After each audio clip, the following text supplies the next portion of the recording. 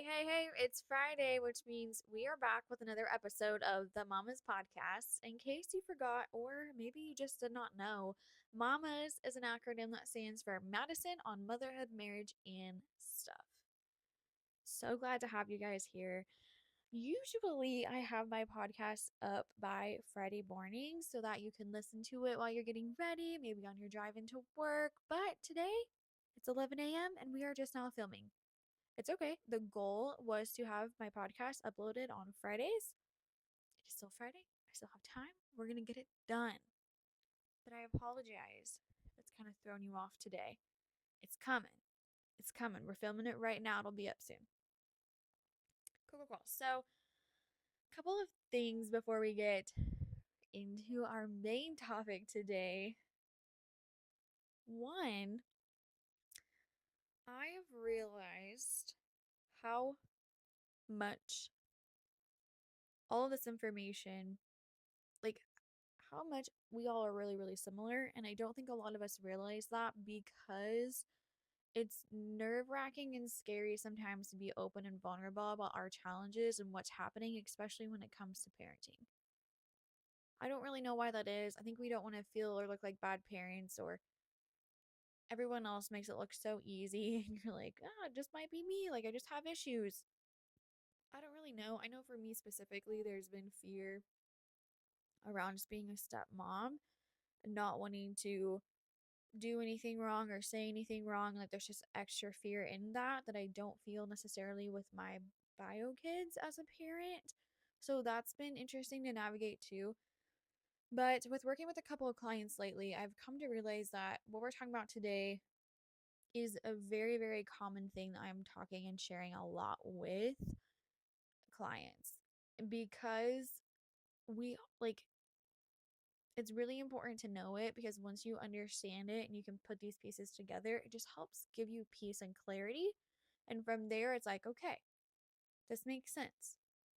Okay, I feel like I know what my next step can be. It just kind of brings this peace in the chaos, which I say that often, but once you start to feel peace in the life of chaos, the chaos of life, however you want to say that, and the craziness, it's like a breath of fresh air and it feels good. And I've had that feeling multiple times where I'm like, okay, this was a lot. This was crazy. But I can do this. Or when you feel like there's apps like you have no idea what to do, you feel like you're spiraling, you have no idea what to do with your kids, you're so triggered, you can't believe this is happening. Being able to then have some clarity and some peace and to take a deep breath and be like, okay, I can do tomorrow. I am looking forward to tomorrow because I now have tools and things I know I can start doing that's going to help and it's going to be okay. That feeling is amazing. And I want every single parent out there who has ever felt absolutely insane, chaos, no idea what to do, to have this information because if it can give you that breath of fresh air and some calm in the chaos, I want that for you. I want that for you. It feels so, so good. So, with all that being said, we're diving into this today. And on top of that, I want to kind of tell you the difference between like a therapist and a counselor and a coach because there are differences. I'm a coach, I'm not a counselor, I'm not a therapist. The best way to kind of explain this is imagine you're in a room. A therapist is going to sit in the room with you, and we're going to talk about everything in the room and why it is the way that it is and how it got there and who helped or who didn't help get it that way. Like you sit in that room, you stay in that room and you pick it apart, you understand it, you break it down. But a coach, we don't stay in that room. We might look around, we acknowledge some things, we say, yep, that wall color is there. This is why it's that color. Cool. Do we want to repaint it? Awesome. How do we repaint it? We help see a doorway and we walk through it. We don't sit and stay in the room. We acknowledge what's happened, maybe what things are going on in the room. We might break down like why it is the way that it is, which can bring up a lot for you. But we don't sit here and figure and piece it all together. That's a counselor, that's a therapist's job. The coach, we acknowledge it, we see it. Do we want to change that? Do we want something new? Do we want to upgrade it? Cool. Let's find the doorway. Let's walk through it. Let's make it happen. Hopefully that makes sense. With working with a coach, it is highly possible because we do talk about things from the past. We talk about our childhood. We talk about what happened because it literally has made us to who we are today and why we do the things that we do. That can bring up a lot. It can be very, very heavy sometimes when you start to piece together and make sense of what happened, why this happened, attachment styles that you had, things like that. It can feel very, very, very heavy. That's okay. Sometimes it'll bring up stuff that you will and you might need some additional help from like a therapist or a counselor. Again, that's not a coach's job. That's not my specialty. So if and when that happens, I just highly recommend, highly encourage you to seek out some additional support if you need it. But I will say this for myself as well. Going through a coaching session and working with a coach was very therapeutic for me in lots of ways. Making sense of things, very, very, very therapeutic. I didn't really feel like I needed additional support. It was like, wow, this just makes sense and it's amazing. But that is the difference. It is possible working with a coach can bring up a lot of things that feel very heavy and a lot to handle that you might need additional support. That's okay. It happens. So, with all that being said, there's something else that came to mind that I realized. This is kind of the main topic of today in a way, but in order to grow, you have to get uncomfortable. And I really don't like that. I do not like being uncomfortable. It does not feel good, but I love growing. I want to grow. So it's this love hate relationship, but this is important. We're going to talk about it a lot today. But if I'm asking you and wanting you to be uncomfortable to grow, I feel like it's only fair for me to show that I'm doing the same thing. So it came to me last night that I wanted to start my podcast off with a prayer. Now, praying in front of people is very uncomfortable for me. I do not know why, it just always has been. It's a very vulnerable feeling for me. But I want to grow. I want this podcast to grow. And I want this podcast to serve the Lord. That's a big reason why I started it. So, we're going to go ahead and start doing this. So, like I said, this is uncomfy for me, but we can do hard things. If you would not mind joining me in a prayer, we're going to go ahead and start with that, and then we're going to dive into our main topic for today's podcast. Heavenly Father, I just want to thank you for today and thank you for this opportunity. Thank you for the person on the other side of this phone to screen the podcast. Thank you for bringing him here. I don't know why they're here. I don't know what they're struggling with. I don't know what they're looking for. But I hope and pray that through this podcast, we can help give them the peace and clarity and answers that their heart and their mind and their family may be needing. I ask that you please help guide my words to make sense, to be helpful. Thank you for providing me with this platform. And I ask that you just lay your hands on it. May it find the people that are needing the help and support.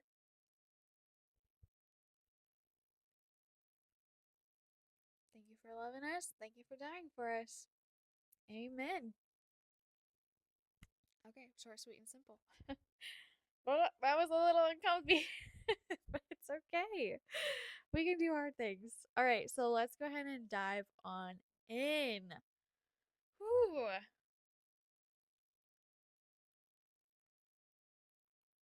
So here's going on with this uncomfortableness, right?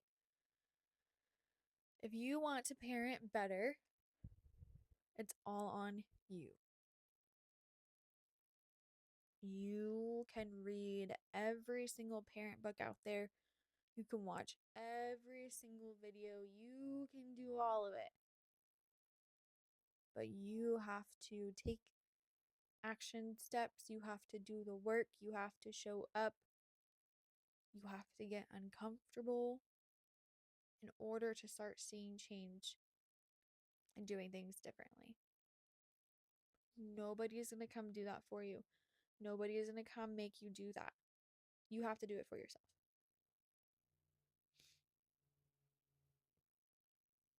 There will be times when you are working with me and going through all of this and listening to these podcasts and implementing what we're talking about. You will find yourself in situations that when you pause and think about how you're feeling, what's going on in your body, you're going to realize you feel uncomfortable. Your body will be telling you to do anything and everything you possibly can to get the heck out because your nervous system is activated. It's not life or death. You are safe. You just feel uncomfortable. We have to get to that area of uncomfortableness to grow and to see change.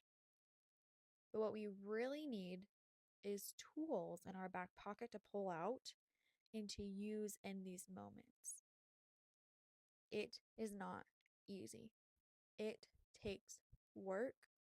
It will not be an overnight change. I hate to break that to you.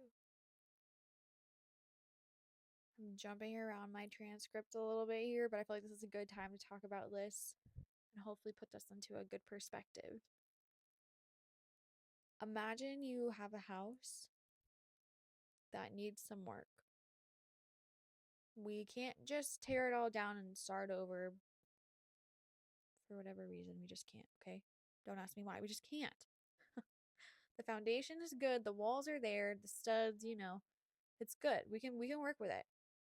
Okay, the house is us.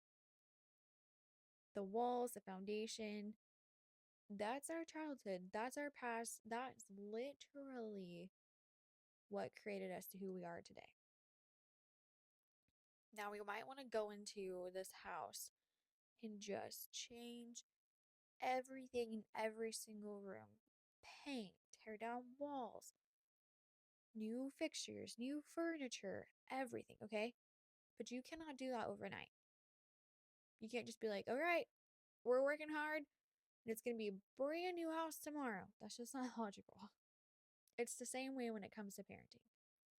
So you cannot just say, tomorrow I'm going to wake up and I'm going to be the perfect parent. I'm not going to get upset.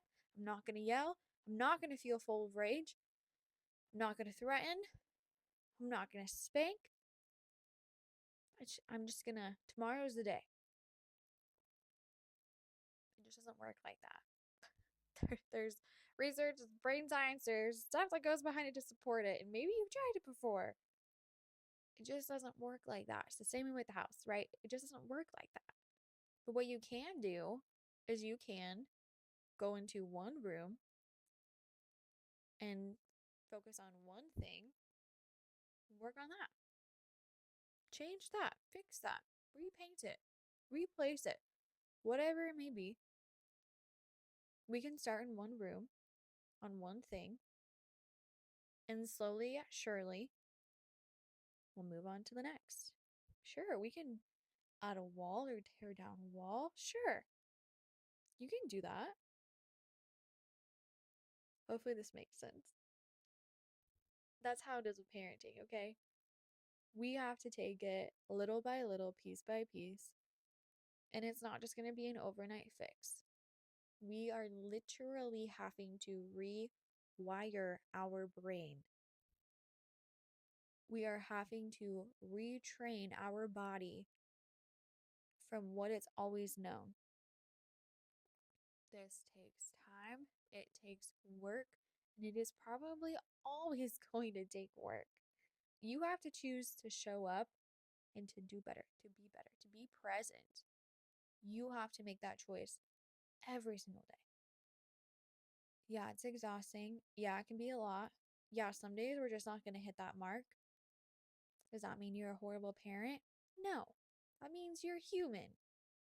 That means we get to acknowledge what happens, talk about it with ourselves, forgive ourselves. Tomorrow is a new day. We can wake up, focus on one room in one area, do a little bit better. Our kids just need us to show up. Our kids need us to be present. That's what they need. Not perfection, present. Cool, cool. So, sorry I hopped a little bit, but I felt like that was a good time to kind of make that analogy. Going back to being uncomfy, your nervous system, that's when we're going to see change. We have to have tools in our back pocket. That's what's going to help us get through this. That's what's going to help us start to see change little by little by little by little. There's a couple of things that I was reflecting on and relearning, diving more deeper into recently, and that's attachment styles and the brain science. So, the attachment style that your grandma and grandpa had with themselves affected the attachment style that your mom and dad have with themselves. And their attachment style with themselves affect the attachment style you have with yourself. Now, in a perfect world, we all would have a safe and secure, healthy attachment style with ourselves, right? It's not always, we're not perfect, not human. That's the goal, is to have a safe and secure attachment. But what's crazy is how it goes down the line and literally affects your child. So the relationship that you have with yourself is affecting the relationship that your child is going to have with themselves. Blew my mind. Absolutely insane. But this is why it's important that when we work on parenting, we work on ourselves, man. We work on ourselves. We talk and we think and we dive deeper into ourselves. Because the attachment that we have with ourselves, the way that we talk and handle and work on ourselves, is actively and dramatically affecting our kids and how they are going to have the relationship with themselves. Freaking crazy. What I also want to point out when I talk about brain science and attachment styles and all these different terms, it's pretty new information. I would say I'm not so super confident that it was really around when my parents were my age parenting. And I would say for a fact, it was not around when my parents, so my grandparents, were my age parenting their kids. This is a lot of newer information. Brain science, nervous system, attachment styles, all that kind of jazz, and how it affects us and how far back it goes. It's really, really, really good. It's really, really, really cool. But I share this because I think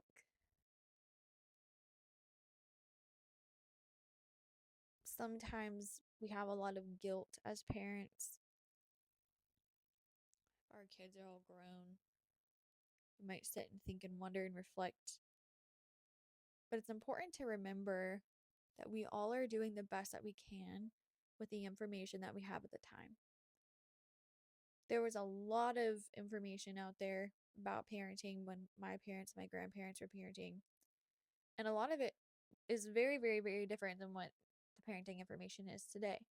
But that was the best that they had at the time. That was the most information they had at the time. And everyone was just doing the best that they could with the information that they had. That's the facts. It doesn't make it wrong, it doesn't make it right, just is the truth.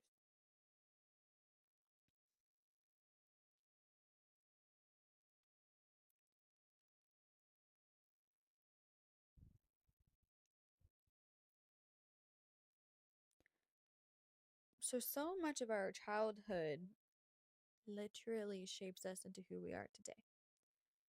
Our nervous system starts to develop and grow when we are very, very young, and it is becoming wired and learning what is safe and what is not safe.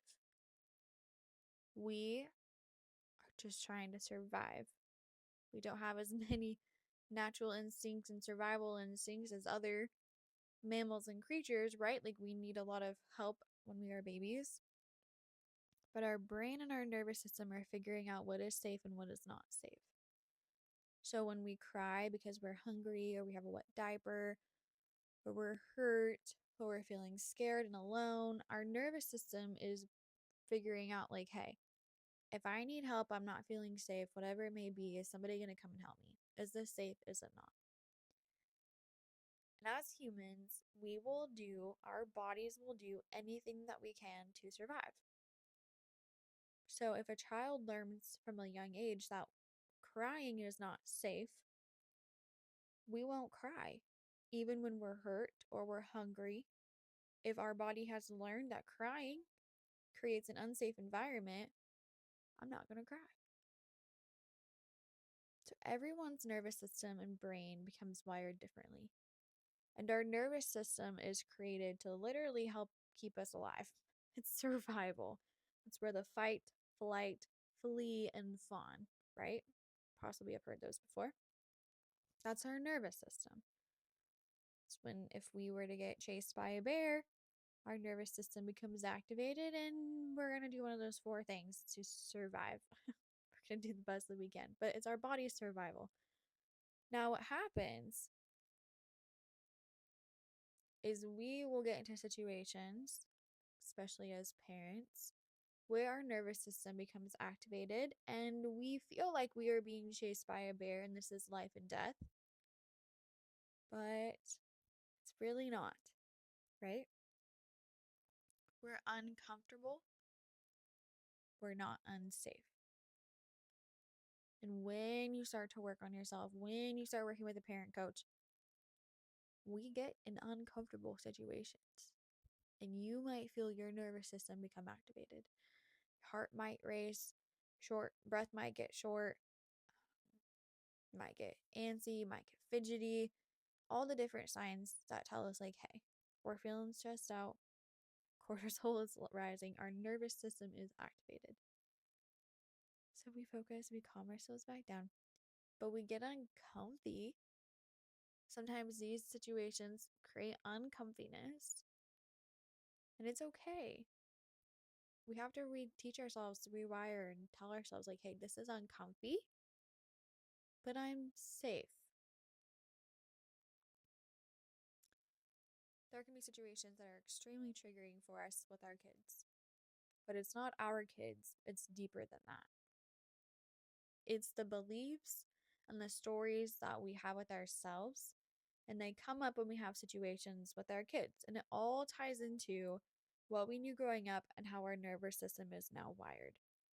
So, a limiting belief is a thought, opinion, state of mind, or conviction you believe to be absolutely true, but that belief holds you back in some way.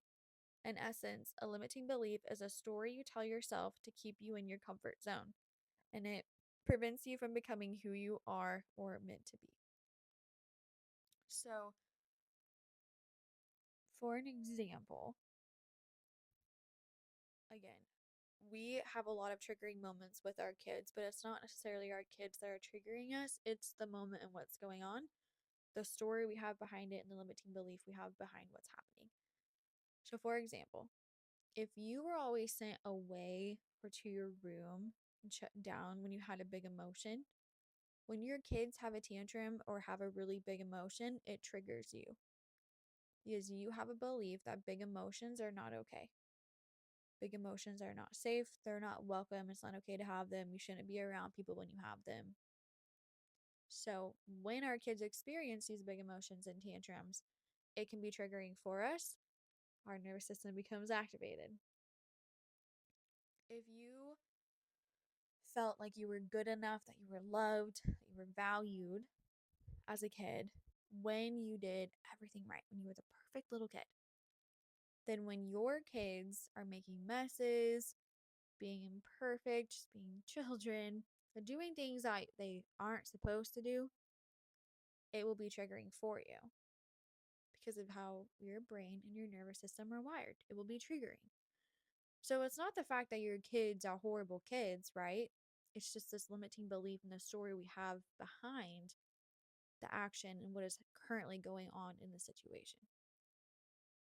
When your kids have a big emotion, it's not going to kill you. It might feel like it in the moment, right? But it isn't. Your nervous system is just activated and it's telling you, hey, this does not feel good. You're not unsafe.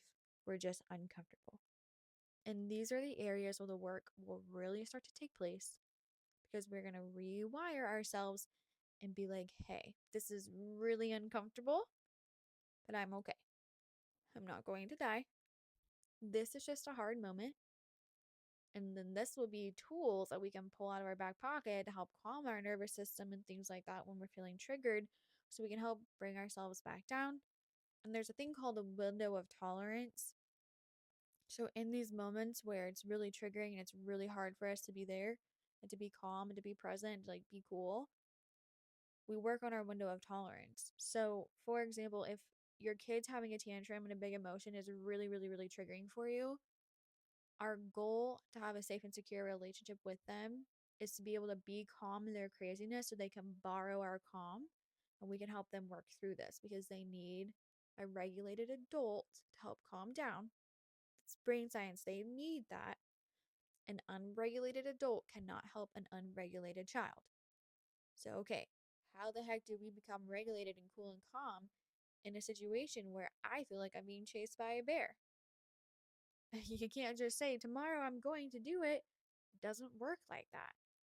So, what we can do is nervous system calming down tools. How do we calm ourselves down? How can we show up and do that? And we have this window of tolerance. So, if you can do it for 30 seconds today, like you can go into that room and sit down and do deep breaths and offer a hug and just be calm for 30 seconds, thumbs up. That's 30 seconds longer than you were able to do that yesterday. That's progress. If you sat in that room and told yourself, I am not going to die, I am safe, I just feel uncomfortable, and you just focus on yourself, I had to do that. This is a prime example of exactly what we went through. 100%. I still have to work on it. Like, it's a constant thing. Tantrums can be triggering. The next time, try for a minute, 60 seconds. I'm going to go in there. I'm going to be calm. I'm going to keep my cool. I'm going to be loving. I'm going to be present. Awesome. This window of tolerance is going to slowly grow. That would be the goal. So then maybe eventually our kid is having a big tantrum and we don't feel as triggered. We know, hey, I'm not going to die. They're just having a big emotion. I told them no. I set a boundary. I get it. It's not fun being told no. You're allowed to be upset. You're allowed to have this. I understand that's hard. We can just remain calm, help work them through that, and we move on. Like, change will happen. Change can happen. It's insane. And your children are then going to learn emotional regulation with you while you're learning it and you're modeling it. Now, the goal is that we're never going to not feel triggered. Like, that's just not logical. We're human. It's natural. It's our nervous system. It's just a part of life. I would say the goal would be to give you tools to feel more in control when you feel out of control. Or when you start to feel yourself hitting that point, working up your thermostat where you're like, I am feeling triggered, I'm about to lose it, to start to feel that and realize that in yourself, like, okay, I'm going to do some things to help me calm back down and calm my nervous system so we don't hit the top. Maybe we hit middle and then we can come back down. But we're going to hit the top sometimes. It's natural, it's normal, we're human, it's going to happen. And if we hit our top, we got tools to help us calm back down. We learn how to take accountability. We learn to have a good apology, have a conversation. We model that for our kids. Tomorrow's a new day. We forgive ourselves. We try again tomorrow. How crazy is that? I think it's insane. I think it's amazing.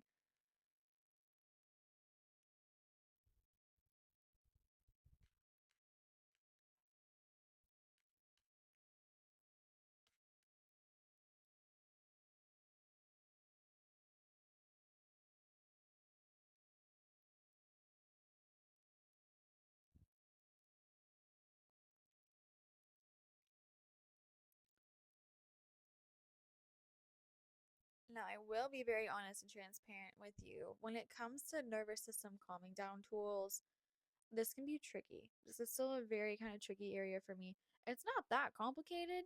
It's just the fact that we all are different and some things work for some people and others don't work for everyone. Like, and your kids are going to be the same way. And so it's kind of a trial and error sometimes of figuring out what works well for you and what you like. And then maybe one time it works today and the next time it doesn't. For me personally, I would say it's more of a trial and error, kind of a continuous thing, but also there are things that you just know make you feel good. Like going outside is something that is good for everybody, and it's a pretty universal breath of fresh air, feels really good. Chewing on ice, something cold is also something really great that just helps calm you back down and bring you down. Sometimes it's in the moment. Like I get triggered by noises a lot easier and quicker when I'm working at my thermostat. So kids can be the same way. When you start to see them getting there, like maybe we just need to go somewhere quiet. Maybe the lights are too bright. Maybe the sun is in your eyes. Like those are all sensory things that can trigger us and make it worse in the moment. But then on the flip side of that, there are sensory things and ways, sensory being like your hearing, your tasting, your smell, touch, all of that feeds into like helping calm our nervous system. And sometimes it's not always easy. Like, okay, taking a walk makes me feel good, makes me feel better. Well, we can't always just leave the house and go for a walk. Like, if you're home alone with your kids and they're in the middle of a breakdown, you can't just be like, deuces, I'm out. I'm going for a walk. Like, you can't always do that in the moment. So that sometimes we're like, okay, maybe I can step outside for a second, or maybe we all can go outside for a second, but I can't necessarily just like dip out. Maybe in the evening time or later when somebody else with the kids and you can go for a walk. But that is where it can get tricky sometimes. And the my best advice for you that you could actually start doing today, start exploring what things help calm your nervous system. You can go ahead and Google and look things up. A couple ideas. Going for a walk, taking deep breaths, easier said than done in the moment sometimes. For your kids, you can always get creative and encourage them to do other fun stuff that makes them breathe, but they don't really realize that's what they're doing, like blowing bubbles, because you have to. So we have a thing of bubbles in our Feel Better box to help just breathe. Those windmills, the little, they're smaller and like pinwheels. Is that what I'm trying to say? And you blow them and they spin, or like people have them out in their yards. You can always have one of those because it makes they have the kids blow it, but they're having to and blow. You can have a fake flower with it, so they pretend to smell the flower, breathing in, and then blow the pinwheel, blowing it out. Or pretending like you're a dragon and breathe out fire. This is just getting oxygen back in their bodies, getting oxygen back in their brain. When we become activated, when our nervous system is fight or flight, we stop breathing. It's a safety, like it goes way back from when we were cavemen or whatever, and we're like in danger. We stop breathing to be quiet, and so we can hear better. So, actively breathing gets oxygen back in our brain, gets it back in our body. Very, very good thing to do. Hard in the moment to just sit and breathe sometimes. Chewing on ice, cold glass of water, putting your face in a bowl of ice or a cold washcloth on your face. Very, very good. If it's cold outside, stepping outside, also very calming and relaxing sometimes. Sensory balls, squishy, anything like that also can be very helpful. If you have a kid who like needs to get the anger out, you can encourage them to squeeze a ball or squeeze something to get that anger out rather than hitting, throwing, kicking, stuff like that. I'm trying to think of anything else off the top of my head for nervous system calm down. Be aware in yourself. Bright lights, noise, anything like that. Because when you start to get activated, that can all be too much. Your kids can be the same way. Like I said, noise starts to agitate me like crazy when I'm getting overstimulated. Like I need it to be quiet to calm back down. So be aware of that in yourself too. And it really, the best way is you just have to pause when you're in the moment. Be like, what is going on right now? Okay, I'm going to actively go do something to help me feel better because I don't feel good right now. To calm ourselves back down. That was a lot. All about getting uncomfy. Really just wanting to bring awareness that when we feel uncomfy, when we feel triggered, we may feel like we're going to die, but we're not. We're safe. We're okay. It's just a hard moment. Wanting to help bring clarification of how our brain and nervous system is wired when things are triggering for us with our kids. It's not our kids. A limiting belief is like, my kids are bad. Your kids are not bad. Your kids are just kids. They're learning. They are meant to push boundaries. That is their job as kids. It is our jobs as parents to have boundaries and enforce boundaries, to keep them safe, help them learn. That is our job. We don't have bad kids. They're not horrible. They never listen. They're not trying to piss you off. They don't hate you. It's just a hard moment. And there's one tool for your back pocket, a sensory calming tool. Figure one thing out for you this week that helps you calm down. Either when you're working up and you're feeling it coming, implement it to help you come back down. Or if you've already lost your cool, it's alright, it happens. It's normal, it's natural, we're human, okay? It can help you come all the way back down. Thank you guys so much for being here. I hope this is helpful. Hope this gives a little bit of clarity in the chaos. And there is a lot more good stuff to come. As always, please reach out with questions. Please reach out if you want help. I am anxious to get some new clients going. So take that first step, okay? The first step would be you reaching out to me. I cannot do that for you. You have to do that. Take that first step. Reach out to me. I promise you, I'll give you a deal. I'll make it worth your while. I will help start getting you some peace in the chaos. But you have to take that first step. Send me a message. I look forward to hearing back from you. Hearing from you, not back from you. I haven't heard from you yet, but I look forward to hearing from you. And until next week, aim straight, shoot straight.